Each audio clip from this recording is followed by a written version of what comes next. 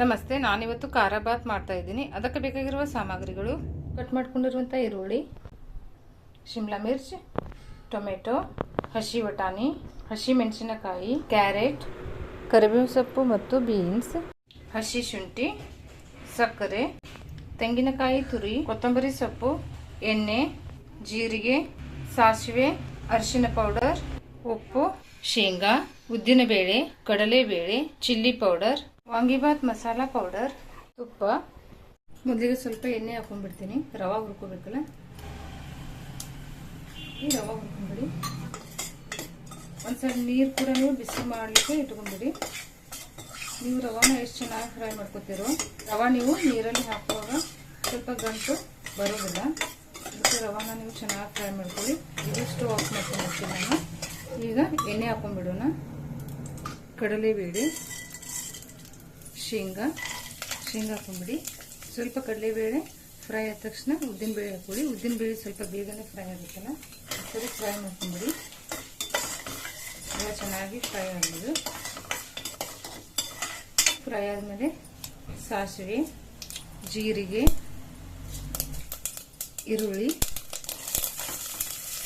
ಚೆನ್ನಾಗಿ ಫ್ರೈ ಹಾಕೊಳ್ಳಿ. Medium flame ಇಟ್ಕೊಳ್ಳಿ. ಮೀಡಿಯಂ ಶುಂಠಿ, ಬೆಳ್ಳುಳ್ಳಿ ಹಾಕೋಬೇಡಿ, ಹಸಿ ಶುಂಠಿನ ಅಷ್ಟೇ ಹಾಕೊಳ್ಳಿ. ಹಸಿಮೆಣಸಿನಕಾಯಿನ ಹಾಕೊಂಡ್ಬಿಡಿ. ಕ್ಯಾರೆಟ್ ಹಾಕೊಂಡ್ಬಿಡ್ತೀನಿ. ಎಲ್ಲ ಸ್ವಲ್ಪನೇ ವೆಜಿಟೇಬಲ್ಗಳನ್ನು ತೊಗೊಂಡ್ಬಿಡಿ. ಬೀನ್ಸ್, ಶಿಮ್ಲಾ ಮಿರ್ಚ್, ಹಸಿ ಬಟಾಣಿ, ಕರಿಬೇವಿನ ಸೊಪ್ಪನ್ನ ಹಾಕೊಂಡ್ಬಿಡಿ. ಕಟ್ ಮಾಡಿ ಹಾಕೊಂಡ್ಬಿಡ್ತೀನಿ.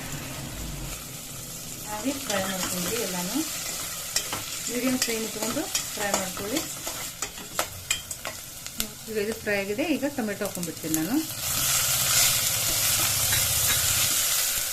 ಇದಕ್ಕೆ ಸ್ವಲ್ಪ ಸಾಲ್ಟ್ ಹಾಕೊಂಡ್ಬಿಡ್ತೀನಿ. ನೋಡ್ಕೊಂಡು ಹಾಕೊಳ್ಳಿ. ಉಪ್ಪು ಮತ್ತೆ ಬೇಕಂದ್ರೆ ಹಾಕೊಂಡಿರುತ್ತೆ. ಚೆನ್ನಾಗಿ ಫ್ರೈ ಮಾಡ್ಕೊಳ್ಳಿ. ಈಗ ಸ್ವಲ್ಪ ಹಳದಿ ಪೌಡರ್, ಚಿಲ್ಲಿ ಪೌಡರು ಇಲ್ಲ ಹಸಿಮೆಣಸಿನ್ಕಾಯಿ ಯಾವುದಾದ್ರೂ ಒಂದು ಹಾಕೊಳ್ಳಿ. ಇಲ್ಲಾಂದ್ರೆ ಹಸಿಮೆಣಸಿನ್ಕಾಯಿ ಸ್ವಲ್ಪ ಖಾರ ಕಡಿಮೆ ಇದ್ರೆ ಚಿಲ್ಲಿ ಪೌಡರ್ ಹಾಕೊಂಡ್ಬಿಡಿ. ವಾಂಗಿಬಾತ್ ಮಸಾಲ ಹಾಕೊಂಡ್ಬಿಡಿ.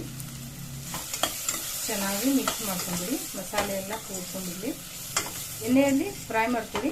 ಸುತ್ತಬಾರ್ದು ಮಸಾಲೆ, ಆ ರೀತಿ ಸ್ವಲ್ಪ ಫ್ರೈ ಮಾಡ್ಕೊಂಡು ನೀರು ಹಾಕೊಂಡು ಮುಂಚೆನೇ ಬಿಸಿ ಇಟ್ಕೊಂಡ್ಬಿಡಿ. 1 ಕಪ್ ರವೆಗೆ ನಾನು 4 ಕಪ್ ನೀರು ಹಾಕ್ತಾ ಇದ್ದೀನಿ.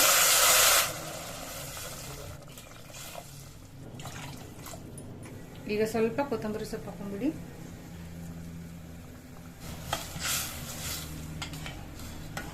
ಉಪ್ಪು ಟೇಸ್ಟ್ ನೋಡಿಕೊಂಡು ಹಾಕೊಂಡ್ಬಿಡಿ. ಇದು ಉಪ್ಪು ಕರೆಕ್ಟ್ ಇದೆ, ನಾನು ಉಪ್ಪೇನು ಹಾಕಲ್ಲ. ಸ್ವಲ್ಪ ಸಕ್ಕರೆ ಹಾಕ್ತಾ ಇದ್ದೀನಿ ನೋಡಿ. ಈಗ ನೀರು ಕುಡಿತಾ ಇದೆಯಲ್ಲ, ಓಕೆ. ರವೆ ಹಾಕೊಂಡ್ಬಿಡೋಣ.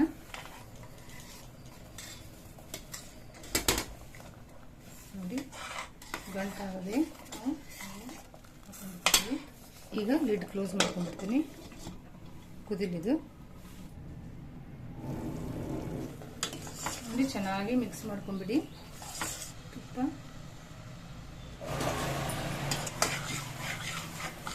ಈಗ ಸ್ವಲ್ಪ ತೆಂಗಿನ ತುರಿ ಹಾಕೊಂಡ್ಬಿಡಿ.